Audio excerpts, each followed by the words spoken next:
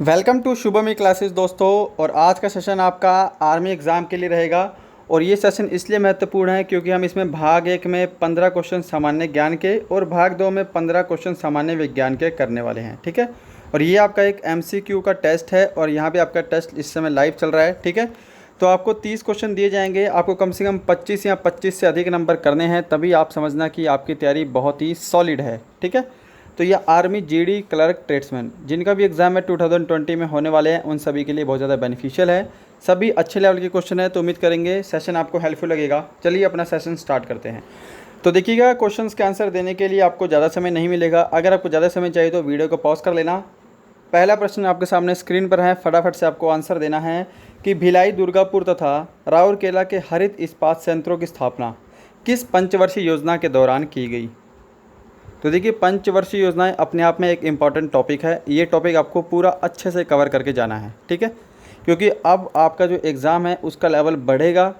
अगर लेवल नहीं बढ़ा तो आपकी कट ऑफ बहुत ज़्यादा जाने वाली है, क्योंकि आप स्टूडेंट को काफ़ी टाइम मिल गया है तैयारी करने के लिए भी। ओके। तो देखिएगा, यहाँ पे मैं पहले बात करूँगा पहली पंचवर्षीय योजना की, जो कि इम्पोर्टेंट है। आपसे आ सकता है एग्ज़ाम में, पहली पंचवर्षीय योजना किस पर आधारित है। तो ये आधारित है कृषि पर। करेक्ट है बात। पहली पंचवर्षीय योजना आधारित है कृषि पर। अब बात करेंगे दूसरी पंचवर्षीय योजना की। तो दूसरी पंचवर्षीय योजना थी, वो आधारित थी किस पर, उद्योगों पर। ठीक है। भारी उद्योग और लघु उद्योगों पर यह पंचवर्षीय योजना आधारित थी। तो इसी उद्योग यानी कि दूसरी पंचवर्षीय योजना में ही भिलाई, दुर्गापुर और राउरकेला इस्पात संयंत्रों की स्थापना की गई थी। तो अगर आपने ऑप्शन पहला चूज़ किया है तो सभी का आंसर बिल्कुल करेक्ट है। ओके। बढ़ते हैं नेक्स्ट पे, क्वेश्चन नंबर सेकंड। केंद्रीय मंत्रिपरिषद निम्नलिखित में से किसके प्रति सामूहिक रूप से उत्तरदायी होते हैं। और ये मोस्ट रिपीटेड क्वेश्चन आपके आर्मी जीडी में आ चुका है, आर्मी क्लर्क में भी आया हुआ है। ठीक है। और इससे ऊपर बात करेंगे हम RRB, railway, NTPC, group D, ठीक है, एसएससी तक के एग्जाम में ये क्वेश्चन आया है। तो इसका आंसर सभी को पता होना चाहिए। तो देखिए, सामूहिक रूप से जो मंत्रिपरिषद है वह लोकसभा के प्रति उत्तरदायी होता है। Question number third. सिंधु घाटी सभ्यता में बृहद स्नानागार या विशाल स्नानागार निम्नलिखित में से किस नगर में पाया गया है। और इस क्वेश्चन का आंसर भी आप आंख बंद करके लगा सकते हैं। ठीक है। तो सिंधु घाटी सभ्यता का मोस्ट फेमस क्वेश्चन है और मोस्ट रिपीटेड क्वेश्चन है। तो राइट आंसर क्या होगा इसका, ऑप्शन सेकंड होगा, मोहनजोदड़ो। ओके। और मोहनजोदड़ो आपको पता होना चाहिए, मोहनजोदड़ो जो है यह सिंधु नदी के किनारे स्थित शहर है। ठीक है। ये भी आपका करेक्ट आंसर होगा। अगर आपसे नदी पूछ ले तो सिंधु नदी। Next question number 4। सांची के बौद्ध स्मारक डैश में हैं। ऑप्शन सारे स्क्रीन पर हैं। कर्नाटक, मध्य प्रदेश, महाराष्ट्र या राजस्थान।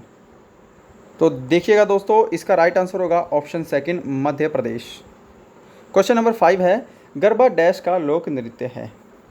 तो देखिएगा, गरबा साथ साथ हम बात कर लेते हैं किसकी, एक नृत्य इंपॉर्टेंट है जिसका नाम है डांडिया। ठीक है। ये दोनों लोक नृत्य हैं गुजरात के। ऑप्शन थर्ड जिन्होंने चूज़ किया है उनका आंसर बिल्कुल करेक्ट है। Okay. Next question number 6। Uttarakhand की राजधानी का क्या नाम है। वेरी सिंपल क्वेश्चन है। और देखिए, बीच में 2-4 क्वेश्चन सिंपल भी डालने पड़ते हैं। ठीक है। क्योंकि सभी क्वेश्चन जो है अच्छे लेवल के नहीं डाल सकते, क्योंकि स्टूडेंट मिक्स होते हैं, कुछ अच्छे लेवल के होते हैं, कुछ नए नए तैयारी करते हैं। तो सबका कॉन्फिडेंस बढ़ना चाहिए। तो उत्तराखंड की राजधानी क्या है, देहरादून है। ऑप्शन 4 सबका करेक्ट आंसर आ रहा है। Question number 7। इबादत खाना जो एक बैठक थी को किस मुगल सम्राट द्वारा निर्मित किया गया था। फटाफट से आंसर दीजिएगा। इबादत खाना की जो स्थापना की थी वो की थी किसने, अकबर ने। ऑप्शन थर्ड जिन्होंने आंसर दिया है उनका आंसर बिल्कुल करेक्ट है। Question number 8। गोवा की संसदीय सीटों यानी कि लोकसभा की सीटों की संख्या कितनी है। तो गोवा की संसद से कितने सदस्य लोकसभा के लिए चुनकर आते हैं, आपसे ऐसे पूछ सकता है घुमा के। ठीक है। तो गोवा में संसदीय लोकसभा सीटों की संख्या कितनी है, 2 है। करेक्ट है जी। Question number 9। ओडिशा का विश्व प्रसिद्ध कोणार्क सूर्य मंदिर डैश के द्वारा बनवाया गया था। ऑप्शन स्क्रीन पे हैं, कृष्ण देव राय, अशोक, चंद्रगुप्त या फिर नरसिंह देव। फटाफट से आंसर देना है आपको। ठीक है। और देखिए, राइट आंसर क्या होगा इसका, ऑप्शन 4 जिन्होंने चूज़ किया उनका आंसर करेक्ट है, नरसिंह देव प्रथम ने। ठीक है। इसका निर्माण करवाया था उड़ीसा के कोणार्क सूर्य मंदिर का। नेक्स्ट है यहाँ पे क्वेश्चन नंबर 10। ब्रह्मांड के अध्ययन को डैश के नाम से जाना जाता है। ब्रह्मांड के अध्ययन को किस नाम से जानते हैं। तो जो लोग ऑप्शन फर्स्ट दे रहे हैं उनका राइट आंसर होगा कॉस्मोलॉजी। क्वेश्चन नंबर 11, माफ़ी चाहूँगा यहाँ पे लगता है 11 क्वेश्चन कट हो गया हमारे से, है ना, ठीक है। तो 11 क्वेश्चन के लिए माफ़ी चाहूँगा। क्वेश्चन नंबर 12 से स्टार्ट करते हैं, ठीक है। 29 में से अपना स्कोर काउंट करना है, इसके लिए माफ़ी चाहूँगा, सॉरी। क्वेश्चन नंबर 12 देखिएगा फटाफट। राज्यसभा में अधिकतम सदस्यों की संख्या कितनी होती है? तो राज्यसभा में अधिकतम सदस्य हो सकते हैं 250। ऑप्शन थर्ड सबका करेक्ट आंसर होगा। तो देखिए ये फर्स्ट टाइम हुआ है कि एक क्वेश्चन हमारी वीडियो से गायब हो गया, ठीक है। कंटेंट बना रहा था, थोड़ा आपको पता है सेव नहीं हुआ होगा, तो इसको मैनेज कर लेना प्लीज़, है, never mind. Question number 13, Nalanda Mahavihara site dash में है। नालंदा महाविहार साइट डैश में है। तो नालंदा विश्वविद्यालय जो है यह बिहार में स्थित है। दूसरी चीज़, इसकी स्थापना जो है वो गुप्त काल में हुई थी, आपसे ये पूछ सकता है, ओके, तो ये इंपॉर्टेंट है। तीसरा पूछ सकता है इसकी स्थापना किसने की थी, नालंदा विश्वविद्यालय की, तो इसकी स्थापना की थी कुमार गुप्त ने, ठीक है, कुमार गुप्त ने। तो ये तीनों चारों चीज़ें आपको पता होनी चाहिए। नेक्स्ट क्वेश्चन नंबर 14, महाराजा रणजीत सिंह के राज्य की राजधानी क्या थी? और जीडी में क्वेश्चन आया था कि महाराजा रणजीत सिंह कहाँ का शासक था, ठीक है, हाँ, ऐसा क्वेश्चन आया था आपके जीडी में कि महाराणा रणजीत सिंह कहाँ का शासक था। तो राजधानी क्या थी इसकी? लाहौर थी, और वो लाहौर का ही शासक था, ठीक है। दोनों क्वेश्चन का आंसर सेम रहेगा। और आपसे पूछ सकता है महाराणा रणजीत सिंह का उत्तराधिकारी कौन था, यानी कि इनके बाद गद्दी पर कौन बैठा था उत्तराधिकारी? तो उत्तराधिकारी इसका था खड़क सिंह। कौन था? खड़क सिंह। नेक्स्ट है क्वेश्चन नंबर 15 है, और भाग 1 का लास्ट प्रश्न है, विश्व जैव विविधता दिवस कब मनाया जाता है? विश्व जैव विविधता दिवस कब मनाया जाता है? तो ये मनाया जाता है दोस्तों 22 मई को। ऑप्शन थर्ड जो है इसका करेक्ट आंसर होगा। तो यहाँ पर आपका भाग 1 कंप्लीट होता है। अब शुरू करते हैं भाग 2 सामान्य विज्ञान। इसके हम 15% डिस्कस करने वाले हैं, ठीक है। क्वेश्चन नंबर 16, सापेक्षता के सिद्धांत की खोज किसने की थी? ऑप्शन सारे स्क्रीन पर हैं, फटाफट से आपको आंसर देना है। सापेक्षता के सिद्धांत की खोज सर्वप्रथम की थी अल्बर्ट आइंस्टीन ने। ऑप्शन सेकंड इसका करेक्ट आंसर होगा। उम्मीद करूंगा सब ने सही आंसर दिया होगा। क्वेश्चन नंबर 17, फलों और सब्जियों में स्थित कैरोटीन उन्हें कौन सा रंग प्रदान करता है? फटाफट से आंसर देना है, हरा, गुलाबी, नारंगी, नीला। तो देखिए कैरोटीन फलों और सब्जियों में स्थित होगा तो उनको नारंगी रंग प्रदान करेगा। ऑप्शन थर्ड करेक्ट आंसर होगा। क्वेश्चन नंबर 18, किए गए काम को मापने के यंत्र को डैश कहा जाता है? थोड़ा सा अच्छे लेवल का क्वेश्चन है, ठीक है। जीके में लेवल थोड़ा कम बढ़ाया था मैंने, साइंस में लेवल आपके लिए अच्छा खासा किया है ना। और लेवल ऐसा भी नहीं है कि आपके आर्मी के एग्ज़ाम से बाहर चला गया। इनमें से 100% क्वेश्चन आपके एग्ज़ाम में पूछे ही जाएंगे। तो किए गए काम को मापने के लिए हम प्रयोग करते हैं अर्गोमीटर का। ऑप्शन 4 जिन्होंने चूज़ किया है उनका आंसर बिल्कुल करेक्ट है। क्वेश्चन नंबर 19, निम्न में से किसे अजैविक पर्यावरण के एक भाग के रूप में नहीं माना जाता है? अब इस क्वेश्चन को पढ़ते ही आपका आंसर पता होना चाहिए। यहाँ पे बोला है अजैविक, यानी कि जो जैविक नहीं है, जो जिंदा नहीं है, जो सांस वगैरह नहीं लेते, ठीक है, उनसे अलग की बात कर रहा है। यानी कि यहाँ पे बोल रहा है कि जैविक कौन है इनमें से, ठीक है। अजैविक पर्यावरण का एक रूप नहीं है। अब अजैविक का रूप नहीं है तो वो जैविक का रूप होगा। तो आपको पता है पेड़ पौधे जो होते हैं वो सांस लेते हैं, ठीक है, तो ये जैविक हैं, बाकी सब अजैविक हैं, ठीक है। तो ये अजैविक का हिस्सा नहीं है। ऑप्शन ए करेक्ट होगा, ठीक है। डॉक्टर JS बसु ने खोज की थी कि जो पेड़ पौधे हैं वो सांस लेते हैं, ठीक है। क्वेश्चन नंबर 20, हेमेटाइट डैश का एक अयस्क है? फटाफट, हेमेटाइट डैश का एक अयस्क है। तो हेमेटाइट से क्या प्राप्त होता है? हेमेटाइट से हमें लोहा प्राप्त होता है, लोहा यानी कि आयरन। ऑप्शन सेकंड सभी का आंसर करेक्ट है। क्वेश्चन नंबर 21, तो देखिएगा हुआ क्या कि एक क्वेश्चन तो हमारा वहाँ से कट हो गया और यहाँ पे आपका 20 क्वेश्चन जो है डबल ऐड हो गया। तो यानी कि अब आप क्या करना, आप अपना टेस्ट 30 में से ही लगा लेना, ठीक है। कोई दिक्कत तो नहीं है। अब आपका टेस्ट पूरे 30 नंबर का हो गया। अब आपका टेस्ट मैनेज हो गया, ठीक है। जाने एक क्वेश्चन कट गया और एक क्वेश्चन एक्स्ट्रा ऐड भी हो गया है। तो बढ़ते हैं क्वेश्चन की तरफ दोस्तों।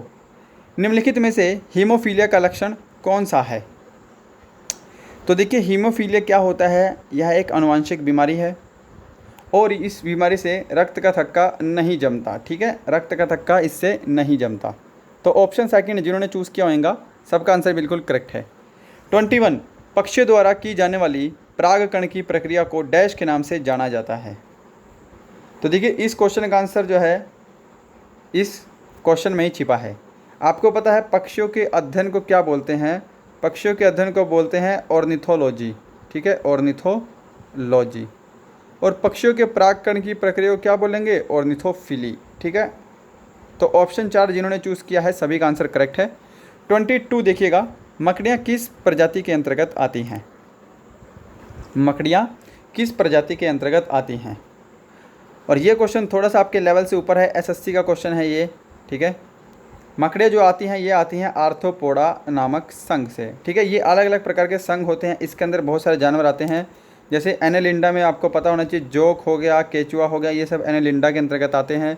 ऐसी आर्थ्रोपोडा जो है जंतु जगत का सबसे बड़ा समूह है। ठीक है, इसके अंदर मकड़ियाँ, कीट पतंगे, ये सब बहुत सारी प्रजातियाँ पाई जाती हैं। क्वेश्चन नंबर 23, निम्नलिखित में से किसका घनत्व सर्वाधिक होता है?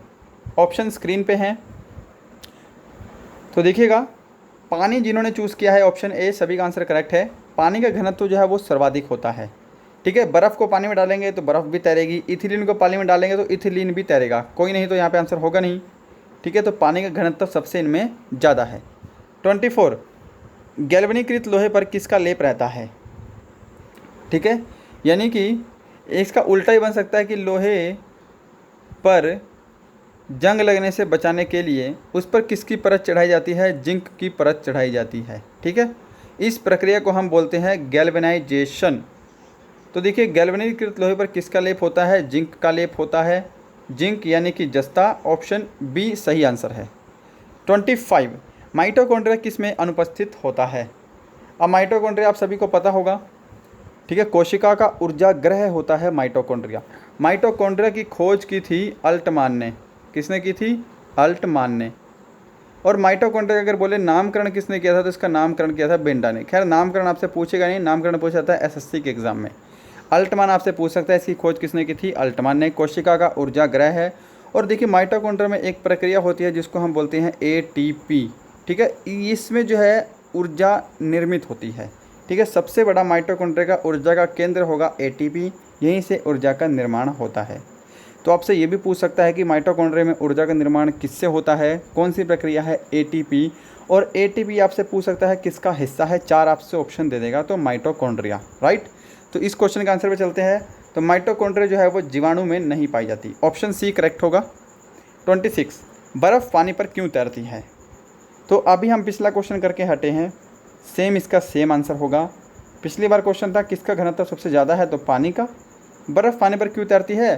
क्योंकि बर्फ़ का घनत्व पानी के घनत्व से कम होता है। ठीक है, ऑप्शन बी करेक्ट होगा। 27, मछलियाँ तथा उनसे संबंधित उद्योगों का अध्ययन क्या कहलाता है? ऑप्शंस स्क्रीन पे हैं, क्या कहलाता है जी? इक्थियोलॉजी। ऑप्शन सी जिन्होंने चूज़ किया है सभी का आंसर बिल्कुल ज़बरदस्त और करेक्ट है। 28, तंत्रिका ऊतक की इकाई है। तंत्रिका ऊतक आपसे पूछ सकता है हमारे तंत्रिका तंत्र की इकाई क्या है? तंत्रिका तंत्र में जितने भी न्यूरॉन्स होते हैं उनकी इकाई पूछ सकता है, तो उनको बोलते हैं हम न्यूरॉन। तंत्रिका तंत्र की इकाई होती है न्यूरॉन।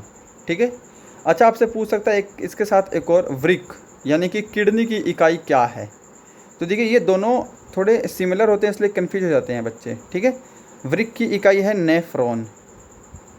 ठीक है, और तंत्रिका तंत्र की ऊतकों की इकाई है न्यूरॉन। ये दोनों अलग हैं, इनका आप ध्यान रखेंगे। नेक्स्ट है 29, क्लोरोफिल जिसको हिंदी में हरित लवक बोलते हैं, में कौन सा धातु आयन पाया जाता है?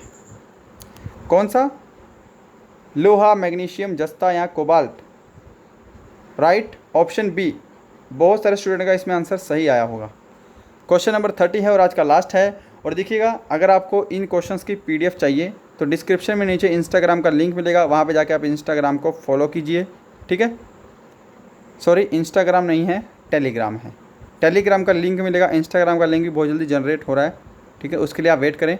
टेलीग्राम का लिंक मिलेगा, वहाँ जाके आप पीडीएफ को ज्वाइन कर सकते हैं, यहाँ पीडीएफ डाउनलोड कर सकते हैं। ठीक है, वीडियो पसंद आ रहा है तो वीडियो को लाइक ज़रूर कीजिएगा, चैनल को शेयर सब्सक्राइब करना। 30 क्वेश्चन है, लास्ट है, वनस्पति विज्ञान की वह शाखा जिसके अंतर्गत कवकों का अध्ययन किया जाता है क्या कहलाती है? तो कवकों का अध्ययन क्या कहलाता है? माइकोलॉजी। ऑप्शन बी करेक्ट होगा।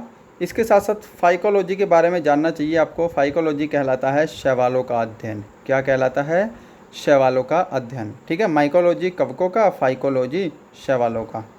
तो ये थे आपके टॉप 30 क्वेश्चन। उम्मीद करूँगा वीडियो आपको हेल्पफुल लगा होगा। मिलते हैं नेक्स्ट वीडियो में, तब तक के लिए bye bye and thank you so much.